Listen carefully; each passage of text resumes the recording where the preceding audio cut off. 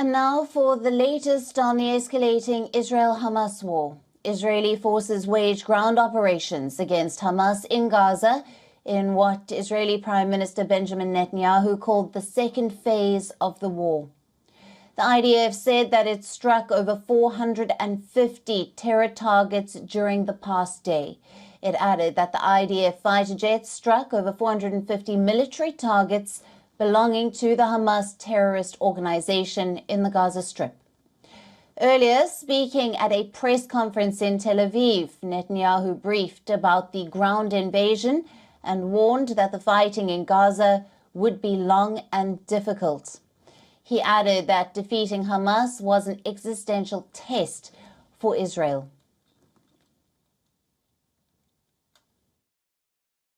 אחרי המלחמה, כולם יצטרכו לתת תשובות לשאלות קשות, זה כולל אותי, שהמהלך הקרקעי, שאנחנו הרחבנו אותו, יסייע לנו במשימה הקדושה הזאת. בזה אנחנו עוסקים עכשיו. Netanyahu reiterated Israel's call for Palestinian civilians to evacuate the northern Gaza Strip. This comes as Israeli Defense Forces released footage of what it said was the start of a second stage in the war. Israel said troops sent into Gaza on Friday night were still in the field, focusing on infrastructure, including the extensive tunnel network built by Hamas. עברו 3 שבועות מתחילת המלחמה. למלחמה הזו יש שלבים, היום אנחנו עוברים שלב. כוחות שלנו מבצעים כעת פעילות קרקעית ברצועת עזה. הפעילות הזו מלווה על ידי אש מדויקת וכבדה. אלה נועדו לשרת את כל מטרות המלחמה. פירוק חמאס, ביטחון בגבולות ומאמץ עליון להשבת כל החטופים הביתה. עד כה ייצבנו את קו ההגנה. תקפנו. לאויב יש מאות רבות של הרוגים, תשתיותיו מושמדות. המצב בעזה הוא תוצאה של מעשיו הנפשעים של חמאס, שם האחריות.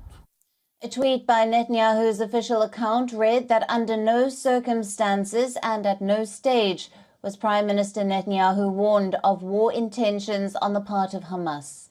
Meanwhile, military helicopters flew over Israel's southern city of Ashkelon, which lies just under 20 kilometers from the Gaza Strip. According to Health Ministry in the Hamas-run Gaza, the war deaths have exceeded 8,000. Health authorities in the Gaza Strip of 2.3 million people say that over 7,650 Palestinians have been killed in Israel's campaign to obliterate the militants. On top of death and destruction, there is a worsening humanitarian crisis at play.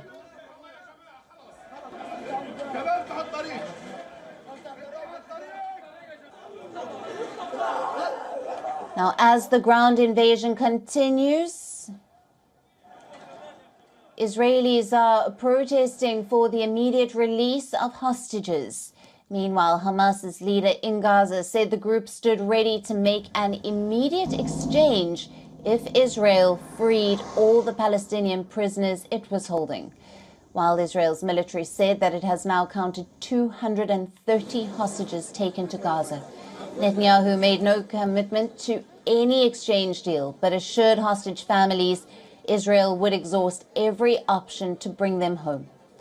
As Israeli airstrikes continue to devastate parts of the Gaza Strip, these satellite images released by Planet Labs reveal the extent of the damage caused by the daily bombardments in the northern Gaza.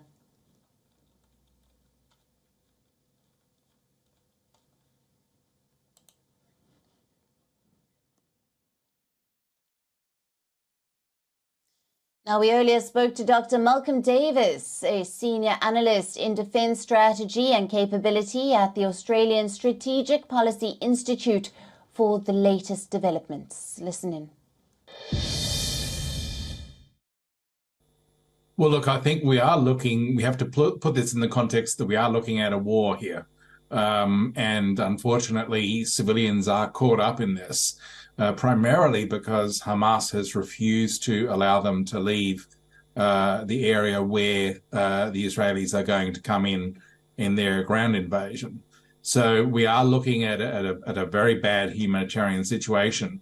Israel, I'm sure, will take every opportunity to avoid needless civilian deaths, but the reality is that Gaza is a very densely populated, small area, and there's only so much you can do with precision strike weapons to avoid civilian casualties. So I think it is a very bad situation in terms of the humanitarian impact, and we can only hope that the risks and the casualties will be as low as possible.